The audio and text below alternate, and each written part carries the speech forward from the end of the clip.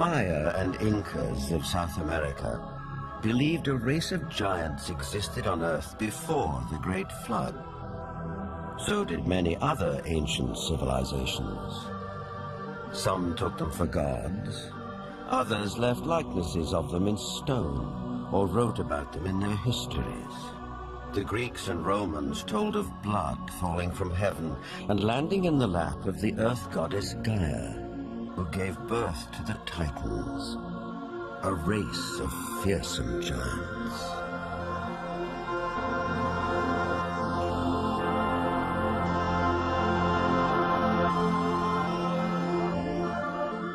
Perhaps the most famous of all was Goliath, the Philistine, one of 5 giant brothers.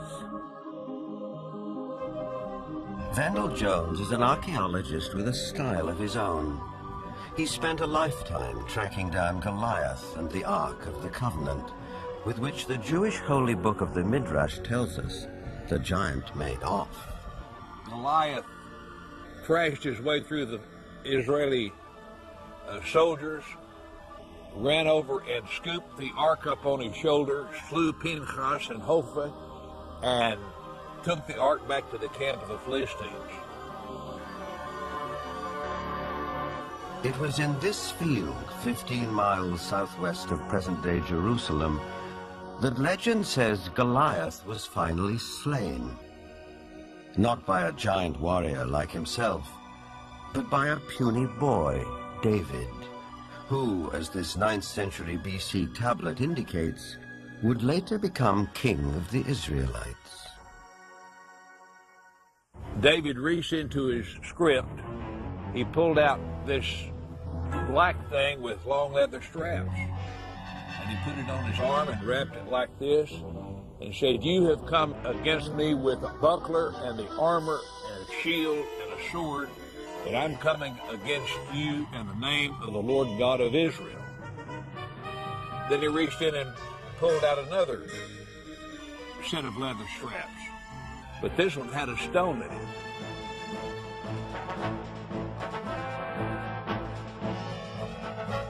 And like this, the shepherd boy cracked Goliath, stunned him. He didn't kill him. Goliath fell on his hands and knees. David ran over and took the sword of Goliath, this enormous sword that had killed Hophni and Pinchas. And with Goliath's sword, he decapitated him. Just 2 miles from where the famous fight took place stands an 80-foot overgrown mound. This is believed to be Goliath's final resting place, though no one knows for sure because it's never been excavated.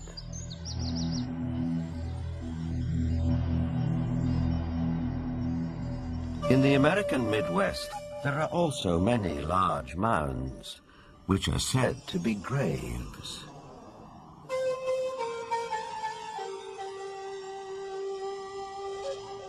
An author who has sold over 15 million books and written extensively on giants is Brad Steiger. Mass graves of giants were opened. Some of the men 8 feet tall, some of the women 7 feet tall, some records of men 10 feet tall, and extremely large skulls. And extraordinarily, some of these skulls had horns, some had extra rows of teeth, some had other what we would call anomalies, but they were extraordinarily large skulls and extraordinarily large people. A maverick archaeologist who has long been fascinated by legends of American giants is David Hatcher Childress. A number of mounds in the Midwest in America were excavated starting around 1850. And in many cases, they would find skeletons of people who were in excess of 7 feet tall. And in many cases, they had double rows of teeth, as well as, in some cases, 6 fingers on each hand and 6 toes on each foot. The one that was found in Bridal Veil Falls, California by a group of miners. First they found this wall with very intricate hieroglyphics. They assumed that they were finding gold behind the wall. They broke it down and they found this woman holding a child covered with fur and a strange kind of dust. The same tall female mummified remains have been found in Texas. They have been found in Death Valley. They have been found in other parts of California. These old photographs and newspaper clippings are all that survive of these mysterious giants. Winner of the Newsmaker of the Year award, journalist Jim Mars has a special interest in speculative science. Archaeology at that time was in a heyday. There was everybody that had a shovel was out trying to find something. But what's interesting is that the finding of these giant mummified bodies and giant fossils and bones, really you can't pin to any particular location. They were finding them in Greece, they were finding them in Italy, they were finding them in the Middle East, they were finding them in America. And even if you write off a few of those as perhaps a hoax or a misinterpretation of something else, you're still left with a tremendous amount of evidence to show that there were these giant beings at some point walking the earth.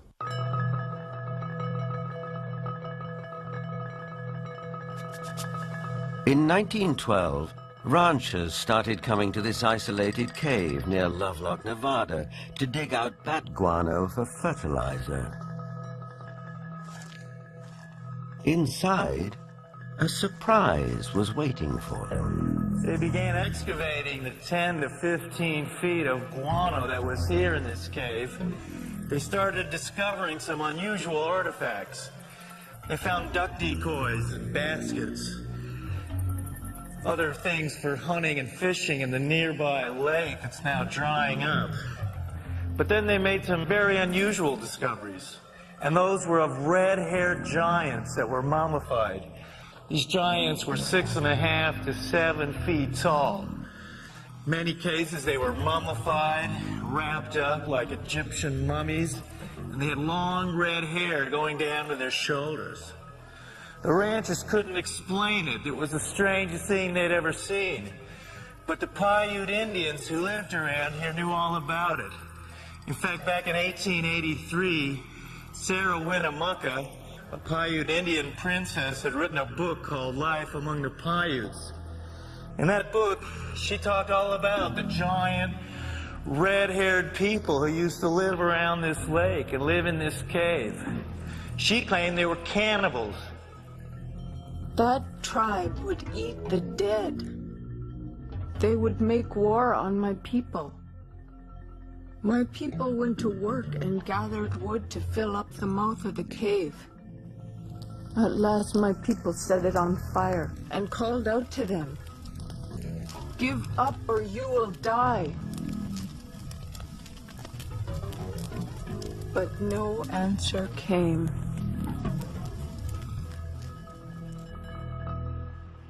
Now, one of the great mysteries of the West is what happened to these giants? There was nearly 60 skeletons brought out of this cave, but today they're nowhere to be found. Is it that there is some kind of archaeological cover-up that has occurred here? Something that concerns giants? Perhaps the entire story may be a rural legend, or like tons of buffalo bones, the remains may have been burned and used with the bat guano as fertilizer. Whatever the explanation, proof that there were giants here has disappeared. Yet at the same time, tantalizing clues to their existence can be found all over the world.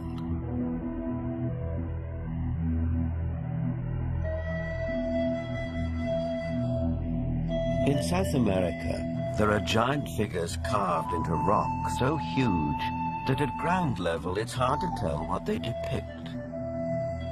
Though from the sky that becomes dramatically clear.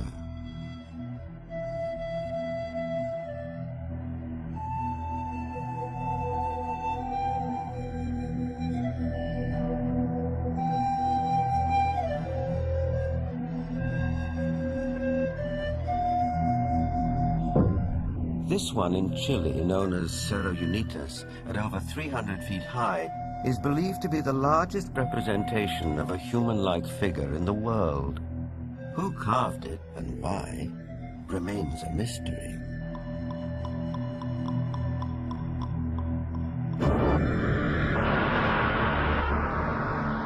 Half a world away, in the United Kingdom, other giant figures stare up into the sky. This one is known as Cerne Abbas near Shaftesbury. Cut into the chalky hillside, no one knows how long ago. It may represent the mythical hero Hercules. 160 miles away, the Long Man of Wilmington, 280 feet from head to toe. It emerges from the English hillside like a giant god from another era. Britain is crowded with such sites associated with giants. An authority on English folklore and the giants of Britain is Jennifer Westwood. In the beginning, in Britain, it was inhabited only by giants. And in those days, it was called Albion. And after the fall of Troy, a hero called Brutus came here with all his men and decided to conquer Albion. And so they battled for a bit with all these very savage giants. And they slew most of them. But there was one called Gog-Magog that they kept alive, 12 foot high. And he had a wrestling match with the Duke of Cornwall called Coronaeus. And first one got the upper hand, and then the other got the upper hand, and then Gog-Magog broke some of Coronaeus' ribs, and he got so enraged that he just picked up this 12-foot giant, and he ran to the coast, and he threw him over the cliff, and the giant was smashed on the stones below, and his blood stained the rocks red.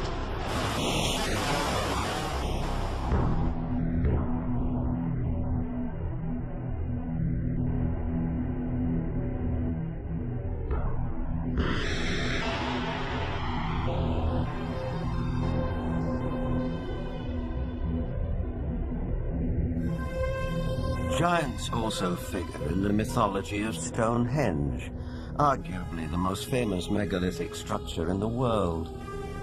These massive standing stones, the largest 30 feet tall and weighing 50 tons, were erected here thousands of years ago.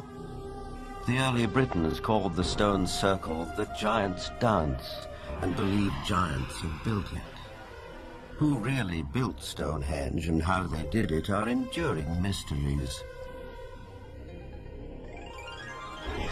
Perhaps in the end, we have to turn to legends for an answer. This was somebody in the past with a technology that we don't have, or a magical skill we don't have, creating these things.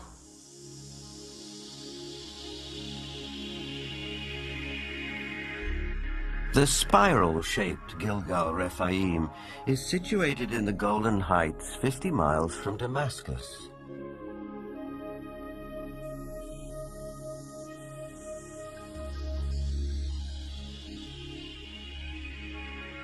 Constructed from an estimated 40,000 tons of loose rocks, it is remarkably reminiscent of Stonehenge. Both have been dated at around 5,000 years old and have similar megalithic stones. And like Stonehenge, Gilgal is also said to be associated with giants. Only in this case, there's biblical text which seems to support the claim.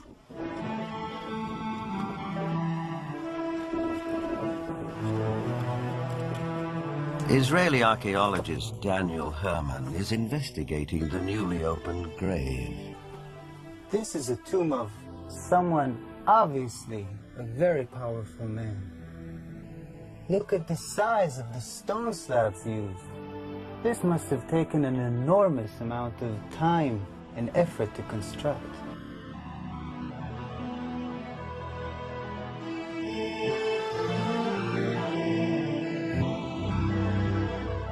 When the Israelites came here and wrote their Bible, it was already here. They saw it. So They have documented the identification of the site by saying that this region was ruled by Og, king of the Bashan. Og is described in the Book of Deuteronomy as, and I quote, "For only Og, king of Bashan, remained of the remnant of the Rephaim." Rephaim is Hebrew word for giants.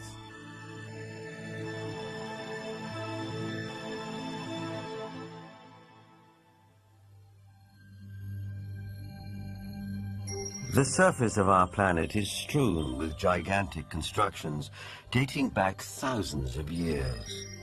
They're in the deserts, on the plains, under the oceans, high on the mountains, like those in South America. I think the world looked like the cities we see in Machu Picchu, Tiwanaku, Sacsayhuaman. I think it was a world peopled by giants who structured their buildings out of massive building blocks, 500-ton, 250-ton blocks. Massive ruins, the scale of which stagger the imagination, are found throughout Central and South America.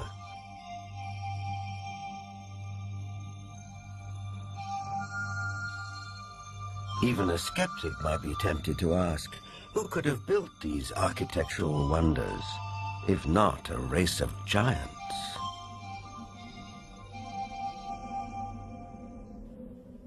People of the Mediterranean island of Malta have an ancient belief that their island was known as the last stronghold of the giants of Europe. An explorer who has made a lifelong study of megalithic structures is the best-selling author of The Eyes of the Sphinx, Eric von Daniken. Malta has gigantic temples. They date really back to the past. Nobody knows exactly, but 5,000 years at least BC. And one of the temple in Gozo still today has the name the Temple of Giant, Gigantia, they call it there. A local legend says the temple was built by the giantess Sansuna. The blocks are so huge, so heavy, that no normal human being could have moved it. In Bolivia, only 30 kilometers from Lake Titicaca, there are gigantic stone platforms all over the place. The largest of it was once 29 meters long. Its weight has been calculated with 900 tons. Now, this is on a place where we are 4,100 meters high in the Andes, which means there are no trees, no wood, nothing.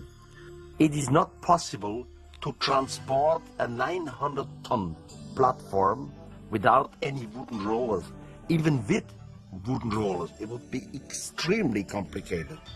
So these facts are here. You can see them, touch them, photograph them, but there is no explanation for it. For sure, the pre-Inca Indians, the Aymara, were not able to move it. So what is it? What's the result? We don't know. On many places on Earth, we find structures which could be related or to ETs, to a technology which we do not understand, or to giants. ETs, giants, a secret technology. Believers take it in their stride. Here's the best-selling author of Architects of the Underworld, Bruce Rux. The architects are that race or those races who built all the megaliths in the old world, the pyramids, Stonehenge. They are the people who walked before us, the ones who inhabited this world before we did. We have called them gods. We've sometimes called them giants.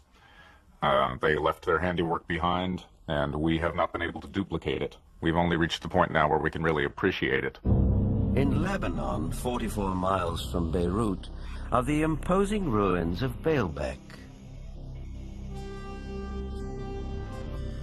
There is mention of this place in the Old Testament's Book of Kings. Baalbek in particular is a very good example. That has the trilithon. Those are the largest stones in the world ever used for construction. They're so large we don't even know their actual weight. Those stones were somehow quarried, moved 5 miles, lifted 25-30 feet in the air, and placed together so closely that you can't fit a razor blade or a piece of paper in between them. We have no idea how they did it. We don't have a crane in the world that can lift weights anywhere near what those things are. No one knows for sure, but according to Arab tradition, the earliest temples were built here after the Great Flood by a tribe of giants for the biblical king Nimrod.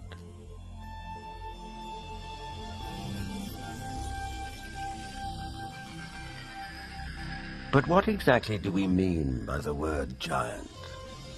Bloodthirsty monsters like the one-eyed Cyclops of Homer's Odyssey? Or the fee-fi-fo-fum ogres of children's fairy tales? Or could it also include peaceable giants, living as you and I do, walking the streets of our cities in the full light of day?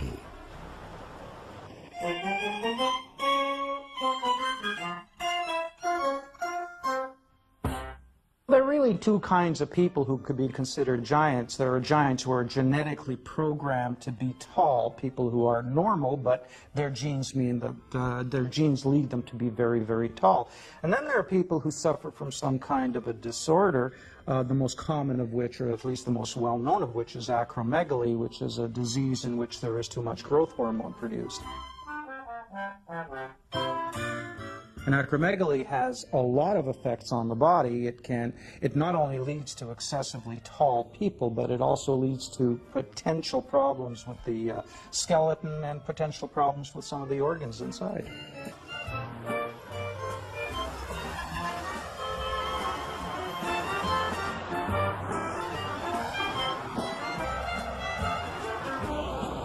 Ryan is a healthy, well-proportioned, 7-foot-tall, normal young man. I just wish I were as tall as he was. But what makes a person unusually tall? Is it a family trait, nutrition, or something else? Are tall people just ordinary people of exceptional height? Certainly some tall people are giants in their profession. And if that happens to be basketball, they may be millionaires, too. Genuine giants didn't always do so well. Here's Jack the Giant Killer presenting his latest capture to the king. Towards the end of the 19th century, this 9-footer was given to the Russian Tsar as a gift. For some of the vertically unchallenged, it was possible to make a modest living by displaying themselves in public. From there, it wasn't very far to the carnival freak show, which wasn't complete without one or more giants.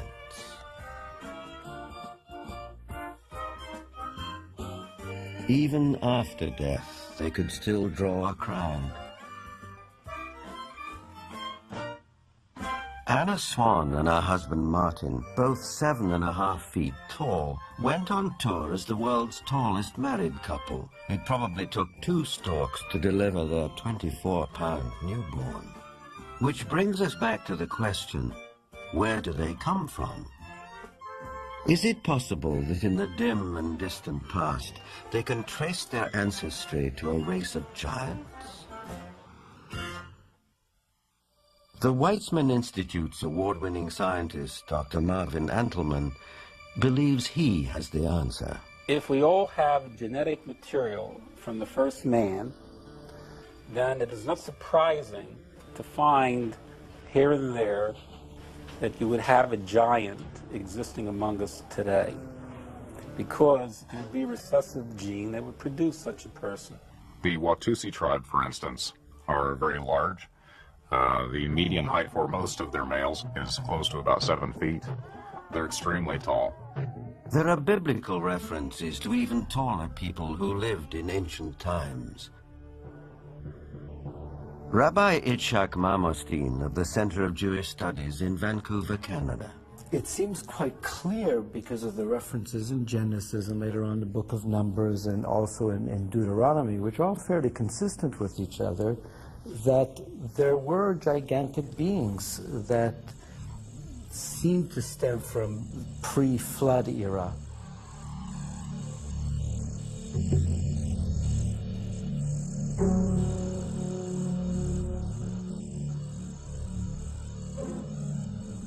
Is it possible that environmental conditions of past ages favored the development of giants?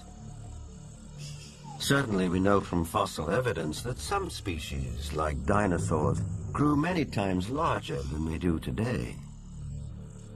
A supporter of this thought-provoking and controversial theory is Dr. Carl Bohr. Optimal genetic expression means the best that the organism has within the DNA is expressed because of favorable atmospheric conditions. Based on fossil evidence, trees like the California giant sequoia grew much larger than they do today. One theory explains this by proposing that environmental conditions in the distant past were more conducive to gigantic growth.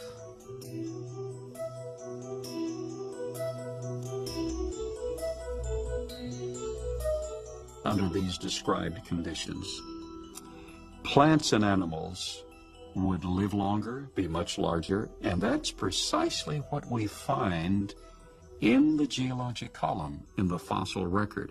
Plants were much larger. All living systems were larger. We have animals that today have an 8 or 9 foot stature with a 16 to 20 foot stature. We have insects such as the dragonfly. Today, the dragonfly has perhaps a 4-inch wingspan. In the fossil record, his counterpart, Meganeuropsis, had up to a 5-foot wingspan. Everything was larger in the past.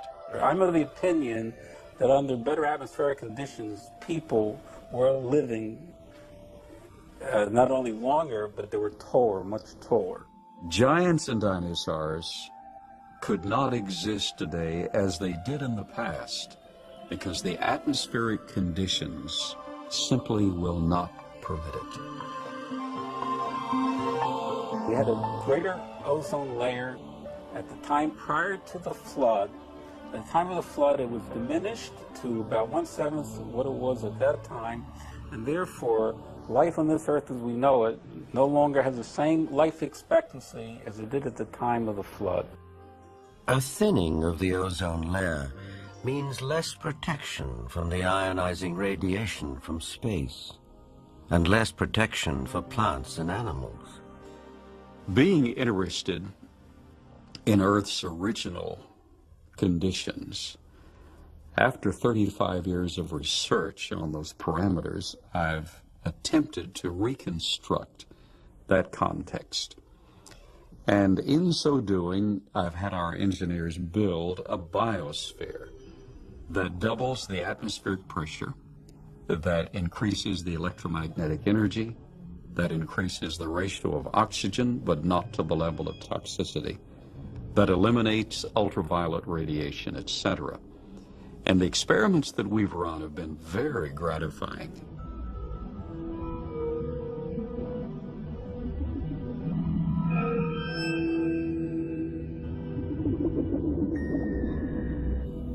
In our controlled scientific experiment, we have measured the effects of a pulsed electromagnetic field on biological systems. We have these Pacu piranha fish that normally at 3.5 years of age are about this size under optimal conditions. Yet we have them now in excess of 20 inches, weighing just under 5 pounds each. Under these controlled conditions, we have succeeded in producing giantism at an accelerated rate. Taken at face value, the research looks persuasive. though it has not yet been replicated by other scientists.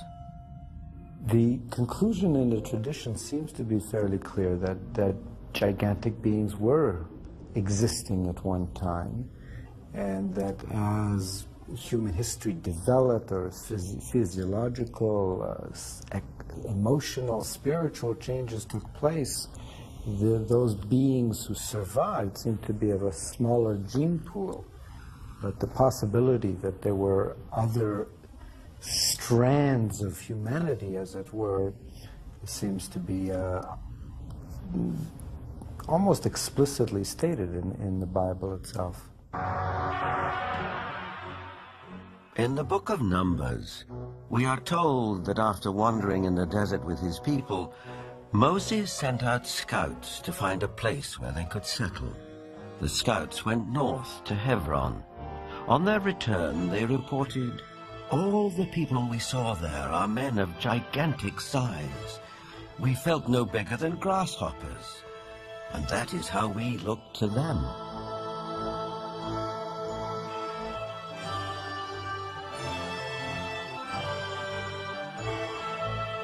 The tribes continued northeast to Mount Seir, known today as Petra in Jordan.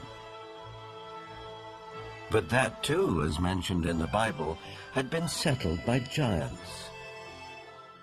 Wherever they looked, it seemed they found the remnants of giants.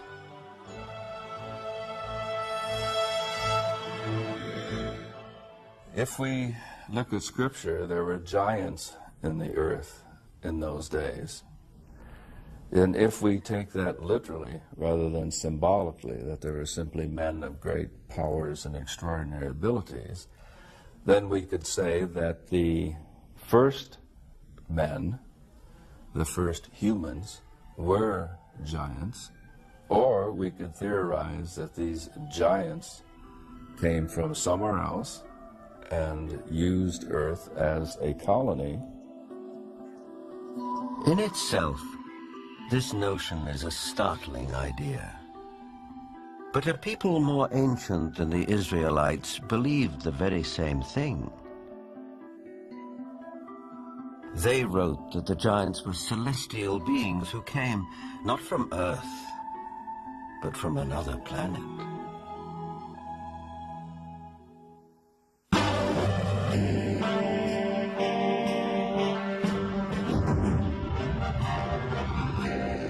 This is the battleground of the Gulf War. We know it as Iraq. In the distant past, several great civilizations sprang up here. One of them, Babylon, was legendary for its wealth and splendor.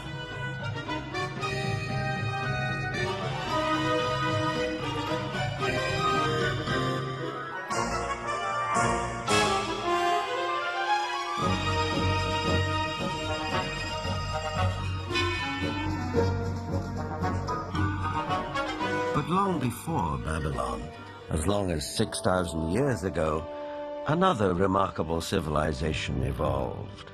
Its people were the Sumerians, who had an extraordinarily advanced culture. Their list of first just almost sounds like a whole list of our whole society. They had the first bicameral Congress, they had the first writing, they had the first school systems, you know, you just go on and on and on. So you have to ask, well, where did all this come from? And I think that you need to turn to the ancient Sumerians themselves and listen very carefully to what they have to say, because what they have to say, not just in one place, but over and over and over again, is that they were taught civilization by these beings that came from the heavens to the earth. They called them the Annunaki.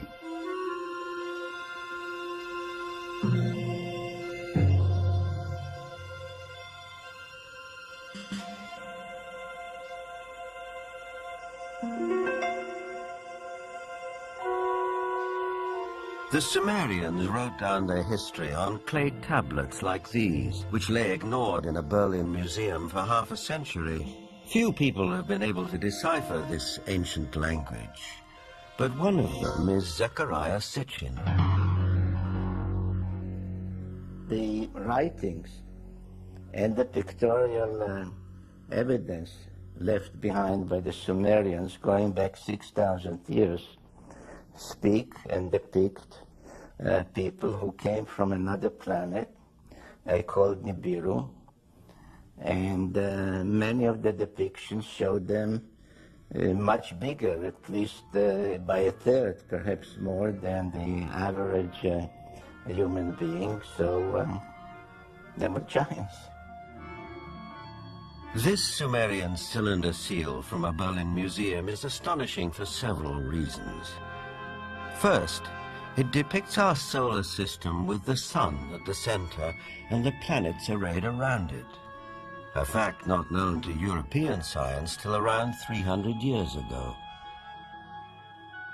It also shows the planet Pluto, which we didn't discover till 1930. And amazingly, there's another planet, which the Sumerians called Nibiru, and believed that it was from where the Annunaki, or celestial giants, came from. If you look at the three figures depicted here, they all look more or less the same size. But if you bear in mind that this figure of the deity, that he is seated, and you add from the knee to the hip to his size, you will realize that he is about 10 feet tall, a giant, one of those who from heaven to earth came. Looking for signs of extraterrestrial life, astronomers have searched deeper and deeper into the universe. But all along, maybe they should have been looking closer to home. For it's in our own solar system that a mysterious object has recently been detected, near where the Sumerians placed their planet Nibiru, home of the Annunaki. For the believers, this is convincing evidence that the celestial giants are real.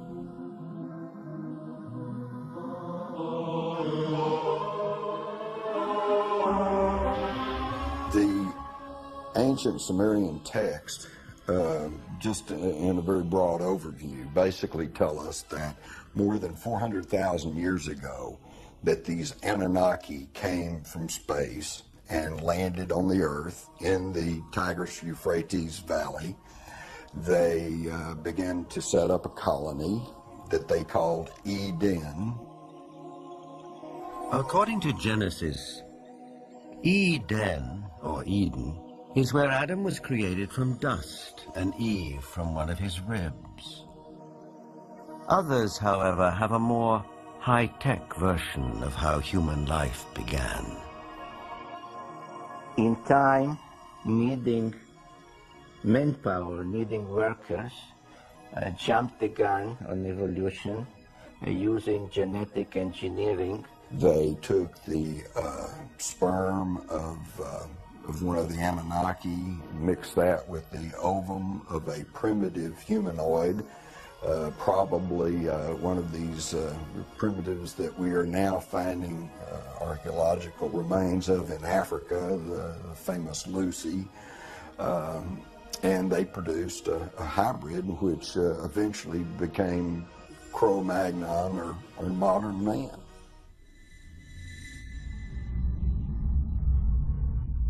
Legend has it that when the Anunnaki came back after several thousand years to see how their genetic handiwork had turned out, they found the Earth females irresistibly attractive.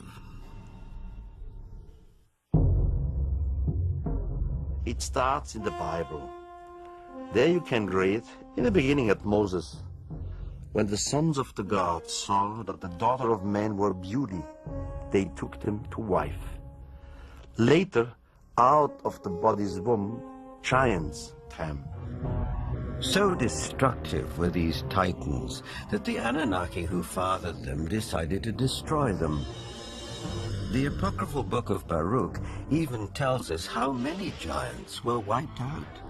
The book of Baruch says, "Then the Lord created the great flood, destroyed all life, which then was on earth, including the 4,090,000 giants."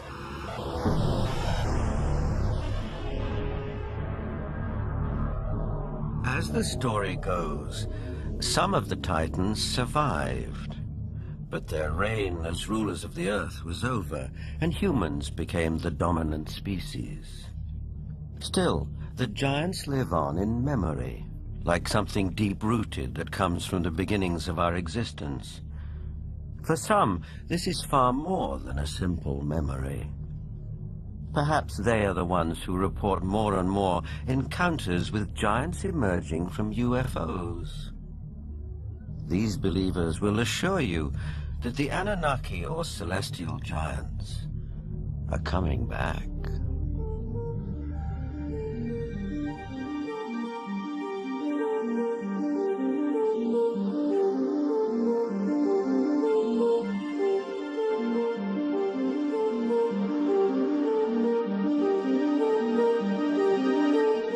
The town of Yatzitz is 25 miles west of Jerusalem. On January the 3rd, 1996, Chief of Security Herzl Constantini was at home when he heard a strange noise outside. When I opened the door, I was paralyzed with fear. I saw a gigantic being around 5 feet wide and 11 feet high. I estimate its weight at about 2 tons. I called the police, and 2 officers came over to the house. They laughed at us and accused me of drinking. But when the trackers came and saw the prints, they stopped laughing.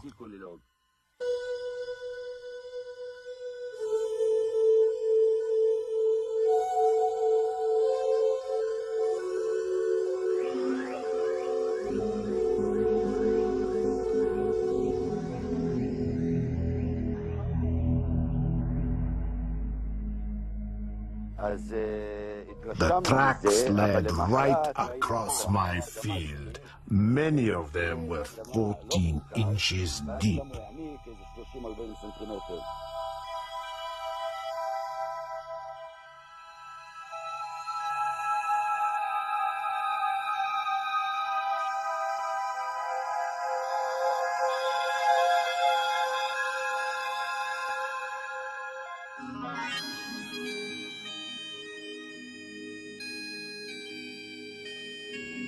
Over the past 10 years, reported sightings of UFOs with giant occupants have been on the increase. Former director of the British UFO Research Association, Jenny Randall, is familiar with these statistics. From an analysis of 15,000 encounters with beings, giant encounters have increased every single year since the 1965 period onwards, and we are therefore getting far more reports of giants being seen today than we did 30 or 40 years ago. The apocryphal books of Enoch are believed by many to be over 5,000 years old. In them, Enoch writes about how he was taken up to the heavens by 2 men of great height. In this celestial journey, he also talks of meeting those who from heaven to earth came. 2 huge men appeared to me, the like of which I had never seen on earth. Their faces were shining like the sun. Their eyes, too, were like a burning light. Then they took me up and carried me to the first heaven. And they fly with their wings and do the rounds of all the planets. They led before my face the elders, the rulers of the stellar orders.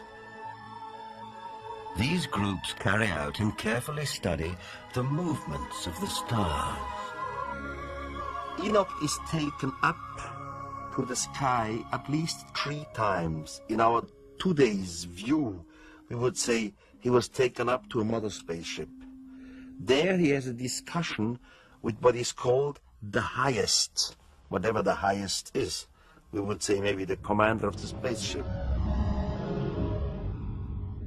In other words, Enoch is what we would call a victim of alien abduction.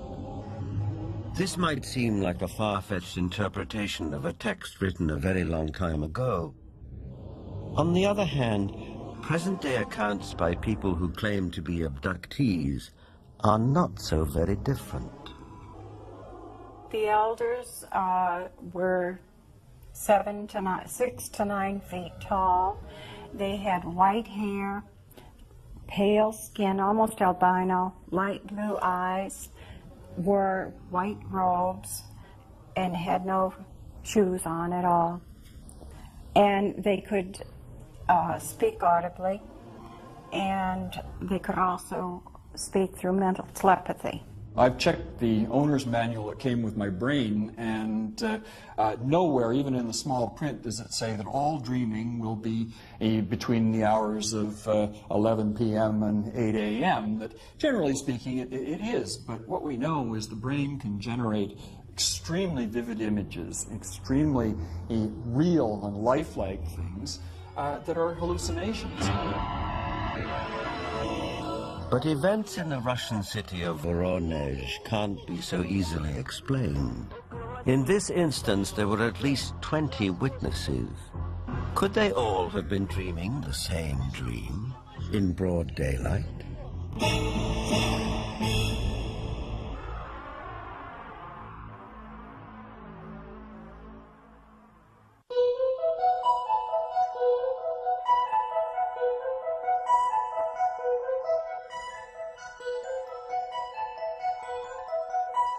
In September of 1989, something happened in the city of Voronezh, 200 miles south of Moscow, which caught the attention of the world press. For several weeks, strange lights were seen over the city. Then on September the 27th, it was reported that a spacecraft landed in one of the city's public parks, from which 3 alien giant figures emerged. Nothing remotely like this had happened in Voronezh before. Before coming to America in 1990, Ukrainian journalist Paul Stonehill covered the Voronezh story for the international press.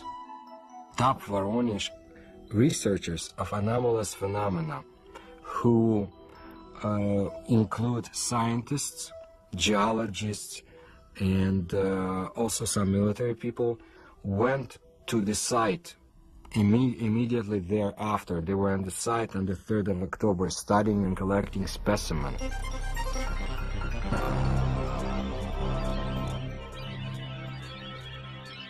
The encounter became a media sensation on national television and in the international press. Не было, ну уже хотя бы потому, что не было до сих пор в Воронеже событий, подобных тем, Drawings of the landings by children who were there capture the event vividly.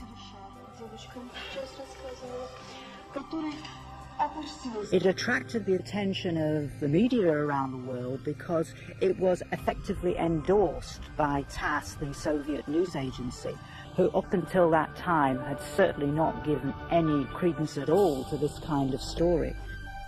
They had the chance to talk to many eyewitnesses, adults as well as kids, policemen, school teachers, students, scientists who had witnessed similar or even differently shaped UFOs. The underlying theme was that giant-like beings exited from strange-looking craft, did some research throughout Voronezh, and were able to get back to their craft and fly away.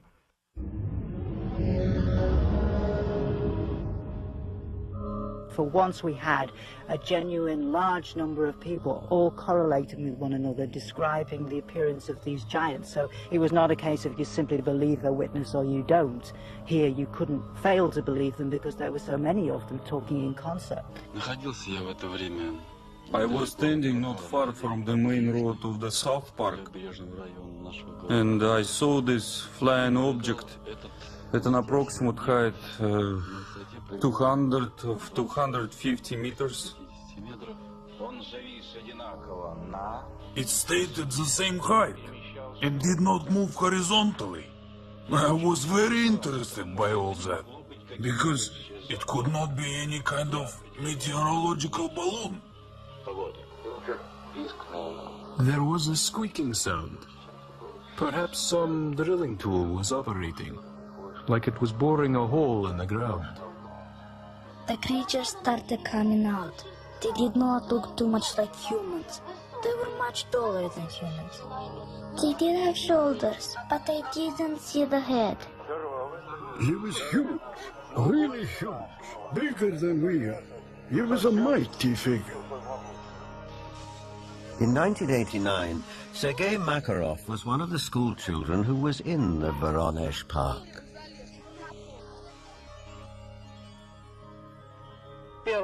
I remember a crowd that gathered around the place. Everybody was scared. Everybody turned pale. I was absolutely flabbergasted. Denis Borzhenko was also one of the boys in the park on that day in September 1989. I saw some traces there, and also a strange man. Outwardly, he looked like any other man, only he was huge. A moment later, he suddenly disappeared. I had no doubt that the UFO and the giants existed, because I saw them. But sometimes when I look back, it seems sort of like a fairy tale.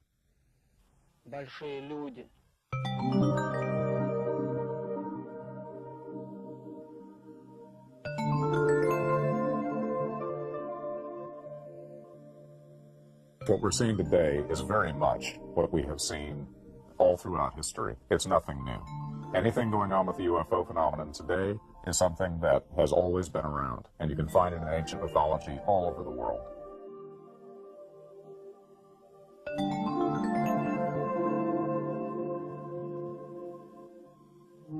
We have the legends, and of course, in some cases, we have cave paintings of giant-looking beings and even footsteps.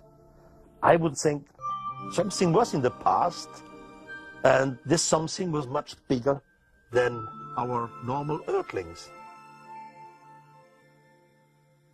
Were they indeed our fathers? They were the patriarchs who came before us, that all the legends refer to, the giants, the Olympians who lived before us.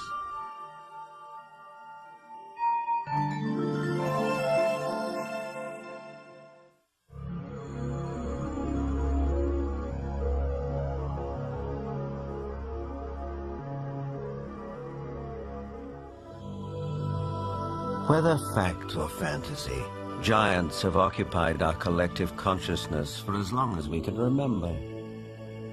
But did a race of giants ever truly walk the earth? The ancient texts, as well as some of the evidence, suggest they did. And is it possible that recessive genes in the 7- and 8-footers that walk amongst us today could be connected to a former race of giants? Now, with reports like the giants of Voronezh, one wonders if perhaps the godlike giants of the Sumerians are coming back. But whether they are real, imagined, or allegorical, one thing is for sure. The mystery and the myth of giants will be with us for a long time to come.